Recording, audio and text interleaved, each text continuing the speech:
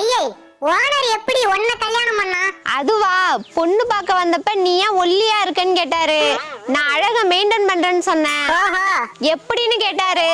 ஒரு நாளைக்கு 2 சப்பாத்தி 1 டம்ளர் தண்ணி மட்டும் தான் குடிப்பேன்னு சொன்னேன். வாழ்க்கை ஃபுல்லா இந்த அழகை மெயின்டைன் பண்ணுவியான்னு கேட்டாரு. ஆமான்னு சொன்னேன். உடனே கல்யாணத்துக்கு ஓகே சொல்லிட்டாரு. சூப்பர் டி. சரி சரி, ஓனர் வர, ஓடி போய் ஒளிஞ்சிக்க. அவன் என்ன சொல்றான்னு கேட்போம்.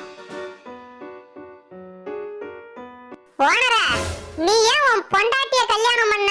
அது ஒன்றும் இல்லடி, அவளை பொண்ணு பார்க்க போன அன்னைக்கு நீ ஏன் ஒல்லியா இருக்குன்னு கேட்டேன்.